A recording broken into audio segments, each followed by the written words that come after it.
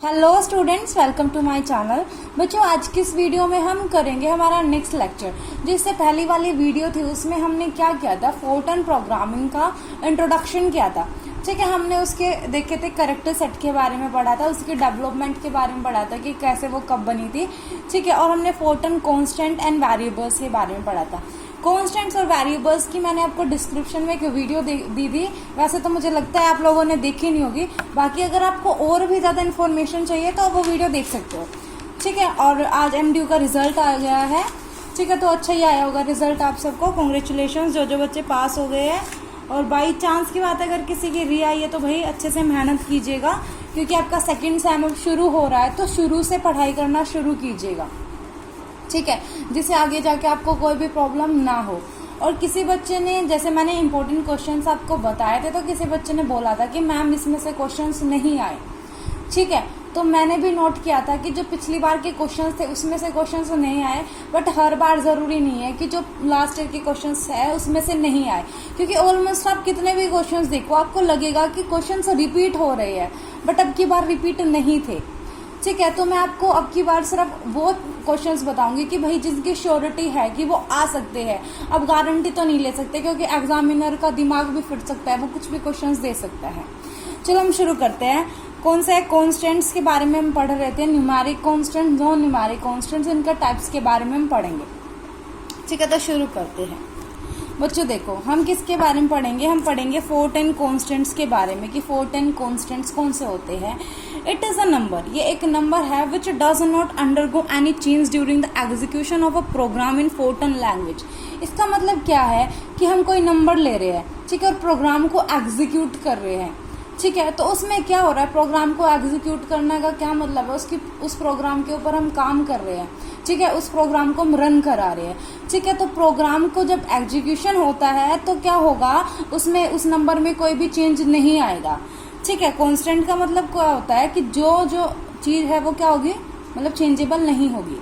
It is a number which does not undergo any change during the execution of a program in 410 language. उसके बाद में constant के types हैं, numeric constants, non numeric constant. Numeric constants के बारे में हम करेंगे। आज हम न्यूमेरिक कांस्टेंट्स पढ़ेंगे, कल हम नॉन न्यूमेरिक कांस्टेंट्स के बारे में पढ़ेंगे। ठीक है, अब देखो न्यूमेरिक कांस्टेंट्स कौन से होते हैं। न्यूमेरिक का मतलब नंबर जैसे 1 2 3 4, 0.2 भी चल रहा है, माइनस का 1 चल रहा है, प्लस का 1 चलता है। उसके बाद में इंटीजर्स की फॉर्म में भी चल रही है। ठीक है, p/q की फॉर्म में भी चल रही है। तो हम सबके बारे में हम डिस्कस करेंगे। जैसे कि क्या होता है, जो हम प्रोग्राम में जो हम यूज करते हैं उन कॉन्स्टेंट्स के बारे में हम डिस्कस करेंगे। ठीक है, तो देखो न्यूमेरिक कॉन्स्टेंट्स के अंदर कौन से आते हैं, integer constants, complex constants and real constants. तो हम इंटीजर कॉन्स्टेंट्स के बारे में देखते हैं कि इंटीजर कॉन्स्टेंट्स कौन से होते हैं। These are whole numbers and do contain any fractional part. ठीक है, तो इसमें देखो हम क्या करेंगे, इसके ना कुछ होता है भाई, कोई भी चीज हम रिप्रेजेंट करते हैं तो उसके लिए, जैसे आप कंप्यूटर पे जैसे आप कुछ भी चीज चेक कर रहे हो तो कोई साइट होती है, जैसे www.youtube.com। ठीक है, गूगल पे भी कुछ चेक कर रहे हो तो हर चीज लिखने का एक तरीका होता है। तो ऐसे कंप्यूटर को किसी भी प्रोग्राम को लिखने के लिए, किसी भी प्रोग्राम के एग्जीक्यूशन का एक तरीका होता है कि भाई अगर हम ये नंबर लेके चल रहे हैं तो इसके पीछे डॉट आएगी, इसके पीछे स्पेस आएगा, इसके पीछे स्पेस नहीं आएगा। इन सब के बारे में पढ़ के चलते हैं। ठीक है, तो देखो it must have at least 1 digit. भाई हम कोई भी नंबर लिख रहे हैं तो उसमें एक डिजिट कम से कम होनी चाहिए, ये बात हमें पता है कि भाई एक नंबर तो हम लेके ही चलेंगे। ठीक है, it must be written without any decimal point. ये किसी भी डेसिमल पॉइंट के बिना लिखा होना चाहिए, मतलब कोई भी डेसिमल पॉइंट इसमें नहीं होना चाहिए।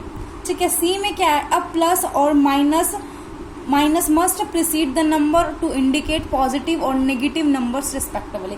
ये बात हमें भी पता है। अगर हमें +2 दिखाना होगा तो हम नॉर्मली 2 दिखा देंगे, और -2 दिखाना होगा तो हम उसके आगे क्या लगा देंगे, माइनस लगा देंगे। इतनी बात clear. When no sign precedes a number that it is assumed to be positive. ये बात हमें पता है। जैसे ये है, इसके आगे कोई भी, जैसे इसके आगे जो +2 होता है उसके आगे हम कोई भी निशान नहीं लगाते हैं। जैसे कि आप ये देखो, इसमें लिख रखा है फिगर 1.19.01 है, तो इसके आगे ये पॉजिटिव है बट इसने पॉजिटिव नहीं लगाया है। हम शुरू से ही पढ़ते आए हैं, जिस नंबर के सामने कोई भी साइन नहीं होता है वो क्या होता है, जमा का होता है, मतलब वो पॉजिटिव होता है, प्लस होता है। ठीक है, अब हम एग्जाम्पल देखते हैं इसके कुछ।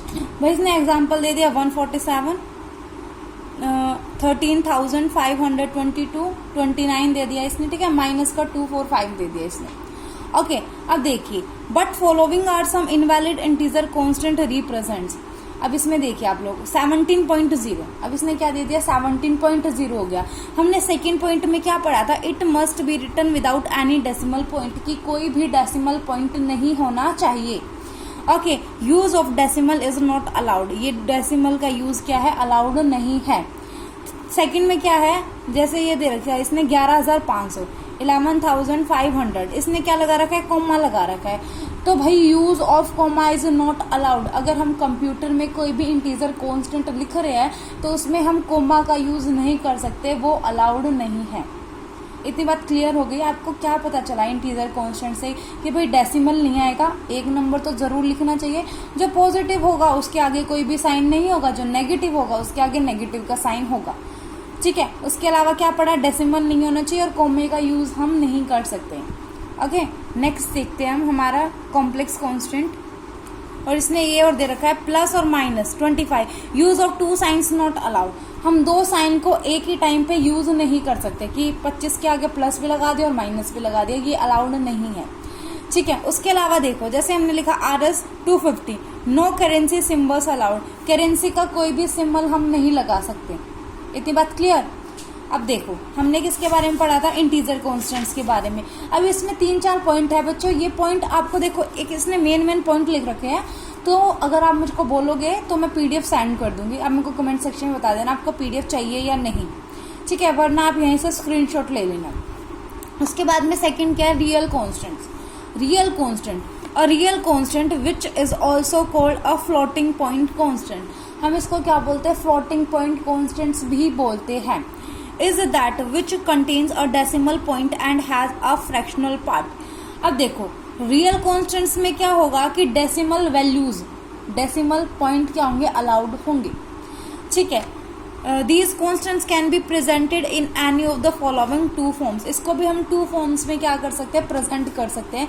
एक तो इसने बोल रखा है फ्रैक्शनल फॉर्म, एक इसने बोल रखा है एक्सपोनेंट फॉर्म, ठीक है। अब इसके बारे में हम देखते हैं। इसमें देखिए fractional form, following rules are use to represent real constants in fractional form. देखो, it must have at least 1 digit. भाई अगर हम कोई भी नंबर लिख रहे हो तो उसमें 1 डिजिट तो लिखनी ही पड़ेगी, ठीक है। It must contain a decimal point. अब हमने इंटीजर में क्या पढ़ा था, उसमें डेसिमल पॉइंट नहीं होगा। रियल में क्या है, इसमें डेसिमल पॉइंट होगा। आपसे डिफरेंस भी पूछ सकते हैं कि इन दोनों के बीच में डिफरेंस बताइए, ओके। अब देखो, ए प्लस और minus sign must precede the constant to represent positive और negative constant. When no sign precedes the constant it is assumed to be positive. ये दोनों में सेम है। अगर किसी किसी नंबर के आगे पॉजिटिव है तो पॉजिटिव होगा, नेगेटिव होगा तो नेगेटिव होगा, ये तो आपको पता ही है। उसके बाद में एग्जाम्पल देखो, एग्जाम्पल का प्लस दे रखा है इसने, प्लस 10.5, 0.0025, 6800.0 दे रखा है, ठीक है। But following are some invalid real constant. अब देखो, जैसे 75 does not contain a decimal point. भाई इसके अंदर कोई भी डेसिमल पॉइंट नहीं है, ठीक है। अब देखो इसमें क्या है, -2.5, यूज ऑफ सिंबल। ये जो सिंबल है, ये कौन सा सिंबल है, डिवाइड के लिए जो हम यूज कर रहे हैं, ये भी इसमें अलाउड नहीं है, ठीक है। अब इसमें कॉमा यूज किया, भाई इसमें भी कॉमा अलाउड नहीं है। हो गया ना क्लियर। मतलब छोटे छोटे रूल्स है जो आपको याद करके रखने हैं। इसके बाद में देखो, आपकी एक्सपोनेंट फॉर्म है।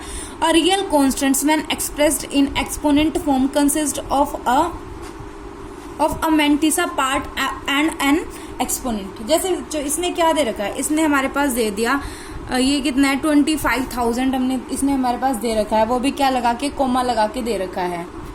तो हम इसमें देखेंगे कि मेंटिसा पार्ट क्या होता है, ठीक है। तो देखो, एक्सपोनेंट फॉर्म है जो